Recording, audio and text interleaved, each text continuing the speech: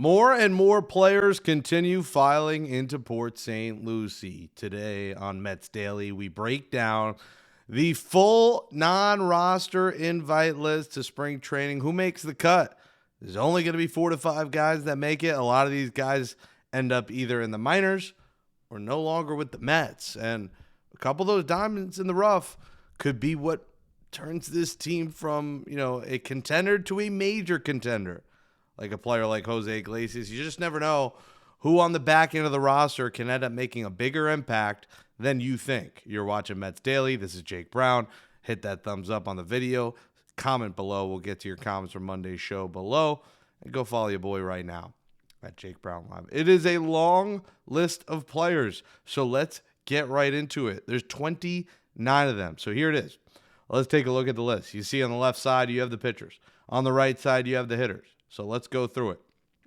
First off, and he's in that picture on the right, Adbert Alzolay. Now, this is a guy who missed last season with Tommy John, who is ready to go for spring training. It's 100% a go. Meaning this, if Adbert Alzolay looks like the reliever at times he looked like in Chicago, which was a closer, which was a guy with strong numbers, with cheese, Adbert Alzolay struggled in 2024, but was hurt. Remember, he ended up getting Tommy John. 2023 is what you look at Adbert Alzolay as a full season. 22 saves, 64 innings, a 2.67 ERA. This is a guy that could have a real impact on the New York Mets, and I would not overlook Alzolay, if healthy, as if not opening day, soon after being a part of this Mets bullpen. Mike Baumann, I don't think we see any of him. Maybe down the road if a bunch of guys get hurt. I don't see him playing a factor. Same for Nick Birdie. Same for Daniel Duarte. Carl Edwards Jr., intriguing case. Guy's been in the big leagues for a dozen plus years. Mets stretching him out to potentially be a starter. I could see him at some point. Maybe you have a doubleheader or a couple guys get hurt. I could see Carl Edwards at some point in this team, but I don't think he cracks the opening day roster.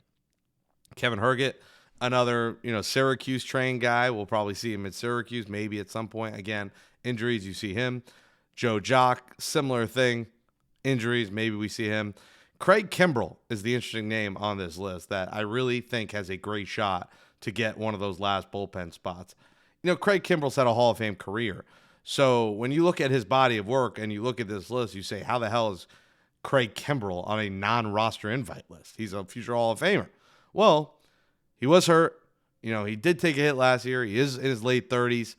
But if Craig Kimbrell could show his usual nasty stuff and show something here in spring, I think he's got a shot to win this roster spot. You have to remember this. A.J. Minter, there's a decent chance he starts off on the IL. A.J. Minter may not be ready. I don't think the Mets are going to rush him as he recovers to be ready for opening day. So that could be Craig Kimbrell's spot. If Minter's out a couple weeks, Kimbrell could take that spot and potentially win it. Ryan Lambert, a flamethrower. I see him starting in AAA, but I think at some point this season he plays a factor. Nate Lavender, similar AAA guy, has a chance, but I don't think he makes the roster. Anderson Severino, I don't think we see him. Same for Robert Stock, Matt Turner, Brandon Waddell. Similar to the Syracuse train like we saw last year. Injuries, doubleheader, maybe we see him at some point. And Jack Wenninger, I think he's more of a 2027 guy for the Mets. I don't see Wenninger playing a factor this season, but I do think next season, if the Mets don't trade Wenninger, they look at him as a potential rotation piece. Now let's go to the hitters. Austin Barnes, as of right now, he's probably the next man up in AAA at catcher. We'll see with MJ Melendez. Now, Melendez hasn't played catcher in a few years. He's an outfielder now, but he is an emergency catcher if he makes the Mets roster. But next man up would be Austin Barnes. And then after that, it'd be Kevin Parado. Chris Suero, I see him staying in the minor leagues. I don't think he's a factor at all this season unless the Mets have multiple catchers get hurt. Christian Arroyo, he's going to be another AAA guy with, multiple injuries. It'll take him to get there. Ryan Clifford, I look at Ryan Clifford as the 2027 Mets first baseman. I have a feeling, I think opening day potentially Ryan Clifford ends up being the guy at first for the Mets, but I don't think the Mets are there yet at first base. They have Polanco. They have, Beatty potentially to play some first. If Vientos is here, they got Vientos, although I don't like him at first base. I just don't see Clifford being a part of the 2026 Mets. Greg Kessinger, he's, fill in. I don't see him and touching the field for the Mets. He's a AAA player. Jacob Reimer, the Mets like his outlook. He's another 2027 guy. I could see playing a factor, especially if Bo Bichette walks. He's an option. Jose Rojas, minor leaguer. Don't think we see him. G1 Bay, don't think we see him at any point in the majors. Carson Bench is the obvious other intriguing name on this list. Carson Bench, there is a shot he is the opening day left fielder. You can't rule out the fact that Carson Bench has risen fast in the rankings. The Mets really like him, and there's a chance he makes it. If he doesn't, if I'm him, I'm not discouraged. Carson Bench is going to be in the 2025 Mets. If it's not opening day, that's fine, but he's going to be a part of this team, and if he is there on opening day, it's because he raked in spring. So that's going to be a guy that a lot of fans, and the Mets themselves, are going to be watching. A.J. Ewing, huge stolen base guy, 70 steals in the minors. I don't see him as a 2026 guy. I like him, but I think there's a chance that the Mets end up trading A.J. Ewing at some point, and they use him as a top prospect if they need to get a major arm or a major bat. But if A.J. Ewing is with the major league team, that won't be till 2027. Christian Pache is another. If multiple guys get hurt, maybe he's a backup infielder, but I don't see him at any point. And Jose Ramos, same thing. A ton of homers in AAA. Not much action in the big leagues. I could see Jose Ramos coming up if the Mets, again, multiple injuries. What this list is telling you guys is a lot of these guys will not be in the Mets organization on April 1st, but a lot of them will be in AAA, and maybe four of these guys tops are on the major league roster. So it's a lot of names. It doesn't hurt having all the depth, and that's why I always laugh when people get mad at, why'd you sign this bum? Well, he might not be here. It doesn't hurt to sign a guy, see what they do in spring, and if they suck, say sayonara. But again, like I said, 3 or 4 of these guys have an impact on this list. They could really help the Mets in 2025. And a lot of those guys really going to be 2026. A lot of those guys, 2027. Guys, I just got back from AC. It's been a long weekend. We're resuming life today. We're back to life. So bear with me for today, and we'll be back to normal tomorrow. Andrew Chafin is a guy that, is still out there.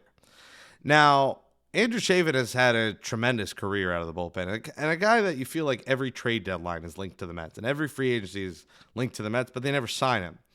What that tells me, as someone who has, an Instagram that's country boy, is that Andrew Chafin does not want to pitch in New York. I am sure the Mets have tried for Andrew Chafin. He is a name that makes sense every year. But why Andrew Chafin has never been a Met tells me that he does not want to be a Met. Anyone with a country guy or whatever his Instagram is, who, he looks like he's a boy from the country, he doesn't seem like the kind of person that wants to be in New York. It's not for everyone. City that never sleeps. Andrew Chafin looks like he wants to go to bed. It looks like he's not a guy that wants to be in the city that never sleeps. So while I think Andrew Chafin, the Mets should sign, why he's never been here, and it's not like he haven't had the opportunity. Andrew Chafin has pitched for a bunch of different teams. He's been in the league 12 years. He's been on 1, 2, 3, 4, 5, 6, 7, 8 teams. I don't know if the Mets would be one of them. Arizona, Detroit, Chicago, Oakland, Nationals, Texas, Milwaukee, Angels. Not a guy that, the Cubs you could call a big market. Outside of that, it's a lot of mid-markets. I just don't see Chafin being part of it. Let us know in the comments below. Would you like Andrew Chafin as part of the Mets bullpen? Especially with A.J. Minter. We don't know. Now, if A.J. Minter comes back and is the A.J. Minter that he's been his whole career, this Mets bullpen could be really dangerous. He's a true X factor of the 2026 Mets. Is Minter's health, if he's out there, how does he look?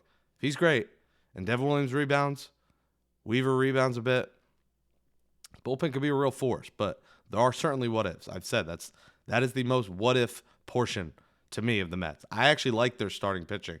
I think the rotation is a lot better than what people are going to give them credit for, but the bullpen is a bit of a wait and see. Your comments, your questions, let's get to them from Monday's show. Make sure you hit that thumbs up. Keep subscribing. Let's see what you got for us. From Mets Daily Insider member Shakamoto. Did you have a wild birthday week plus weekend? Rest up and be safe, dude. Health is important. Let's go, Mets. Yeah, I almost celebrated too much. My buddy Nicky was giving me crap for that it was like the never-ending birthday, which it was. 35 is kind of a big one. I felt like mid-30s, hitting that 35 number was a big one. Health is certainly important. I got to get back on it because I've been eating like crap. I was out all week. Just got back from AC this morning, Tuesday morning. So it was a wild week. So let's go Mets. Wild birthday week, wild weekend.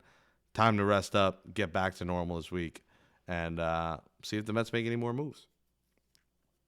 From Jay Martinez, Kike, all day, absolutely. For New York Rangers, think of Essa Tikkanen, a great defensive forward for the Rangers, and when the playoffs started, he turned into a poor man's Wayne Gretzky. These guys created great energy for your team, similar to Joe McEwing, that the fans fall in love with, but just have the knack of doing the right thing at the right time. Yeah, I mean, listen, if Kike's willing to come to the Mets, he might not show it all regular season, but he'll show it off the field.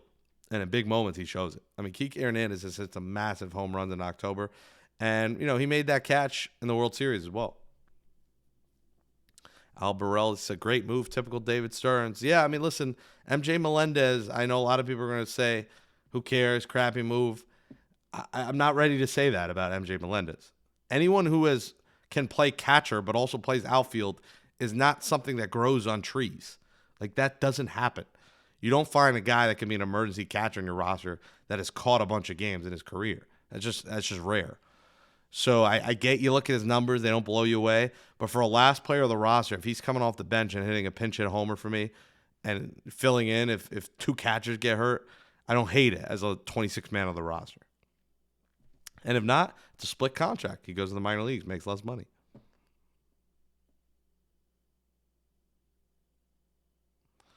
Arcade Perfect reviews. Hernandez also had the game-winning double play in the outfield in the World Series last year. Yes, that was tremendous. That catch he made. So Kike, yes, World Series impact. This guy comments a lot, but it's just always hate. It's like the worst negativity ever, so I don't read him. I'll read him one today, but it's almost like insufferable. Mainly Mets YT says, MJ Melendez sucks. Who cares? Please stop with the clickbait titles. Everything just changed. Really full of crap. Shocking updates. For the 8th millionth time, I don't make the headlines. If you're reeled into the headline, it's the same stuff every day. At this point, if you've watched this show and you watch it several times a week or you watch it, every week, you come for the show, you come for my takes, you come for me. If you're reading through the headline, I don't make those. That is YouTube. Go to any successful YouTube in their first or second year of launching, and they do similar crap to that. So I don't make the headlines. Stop blaming me and stop being an idiot. Stuart Allseen says, say goodbye to Marte. I lost track of how many times he killed rallies last year, especially inning any double plays. Yeah, I mean, it makes no sense for the Mets to add Marte. He had so many double plays, so many big moments. He did nothing. His average looked solid in the end, but it was a lot of meaningless base hits for Marte. He really became a singles hitter and a part-time DH. I think he had a nice run with the Mets, but he'll be remembered for vibes. He's not going to remember for like big hits, big playoff moments. Like he'll remember for the vibes and that Soto liked playing with him. That's what he's remembered for. The Mets can't just cater to Soto. They've catered to Soto as much as they could. They've given the money. They brought in fellow Dominican like Corey Polanco. They brought in Luis Robert, who he knows, to play next to him. Like, they don't need to bring in Marte for vibes. They just don't. Bringing in a Melendez is smarter than bringing in a Marte because of positional flexibility. And to be honest, Melendez has more power. He's younger with more power. Marte at this point in his career doesn't do enough for you.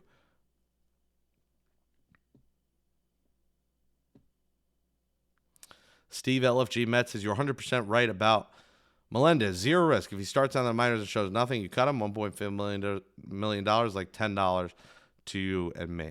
Yeah, I mean, exactly. It's a split contract, so they don't even have to cut him. A split contract means if he doesn't make the team, he will go to the minors and he won't make $1.5 million. He only makes that if he's in the majors.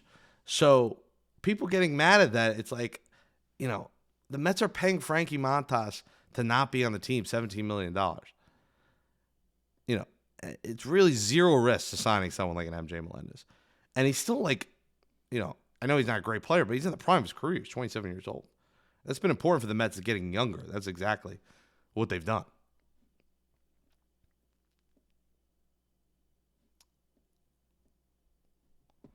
All right, folks, that wraps up today's show. We'll be back on Hump Day tomorrow, and we'll have another guest coming up this week, so stay tuned for that. Hit that thumbs up on this video, subscribe, and go follow me right now on all socials at Jake Brown Live. Thanks for watching. Mets Daily. Let's go Mets.